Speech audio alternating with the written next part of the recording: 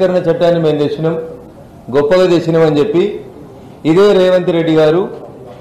మా దగ్గర మల్లన్న సాగర్లో భూసేకరణ కోసం అని చెప్పి అప్పటి టీఆర్ఎస్ ఎలియాస్ బీఆర్ఎస్ ప్రభుత్వం ఇష్టారాజ్యంగా రైతుల్ని రాత్రిపూట నిర్బంధించి కొడుతూ గ్రామాలను వెకెటి చేపించినప్పుడు రాష్ట్ర వ్యాప్తంగా కాంగ్రెస్ పార్టీ భూసేకరణ చట్టం 2013 ప్రకారం నష్టపరిహారం ఇవ్వాలని చెప్పి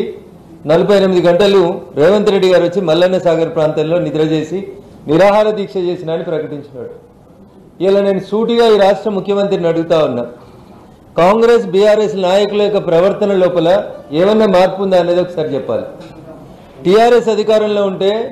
2013 భూసేకరణ చట్టం పనికిరాదని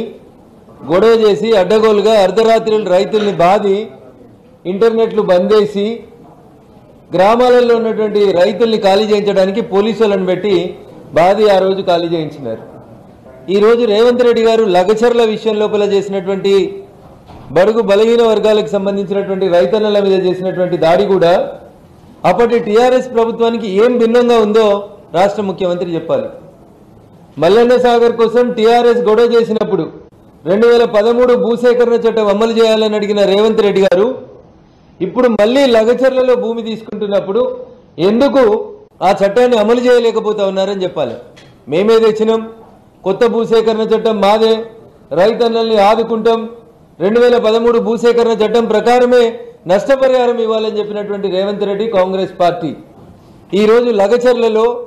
ఈ రకంగా దాడులు చేయడం అనేది ఏ రకంగా సమంజసం ఒకసారి ఆలోచించుకోవాలి. ఈరోజు దురదృష్టం పార్లమెంట్ అనుకోకుండా అడ్జస్ట్ అయింది, లేకుంటే రూల్ 377 కింద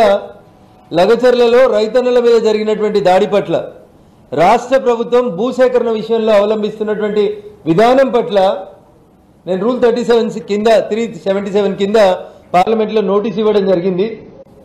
పార్లమెంట్ అడ్జైన్ అయింది కాబట్టి లగచర్లలో జరిగినటువంటి సంఘటన విషయంలో రాష్ట్ర ప్రభుత్వ వైఖరిని ఎండగట్టేందుకు అవకాశం దొరకలేదు కాబట్టి మీడియా మిత్రుల ద్వారా కనీసం లగచర్ల ఇన్సిడెంట్ని ఢిల్లీ ప్లాట్ఫామ్గా ముఖ్యమంత్రి ఢిల్లీకి వస్తుంది కాబట్టి ఎట్లాగూ రాహుల్ గాంధీని కలుస్తాడు కాబట్టి దీని మీద ఒక కరెక్ట్ వివరణ ఇస్తే బాగుంటుందని చెప్పి నేను మీ ద్వారా రేవంత్ రెడ్డి గారిని ఈ సందర్భంగా డిమాండ్ చేస్తా ఉన్నా.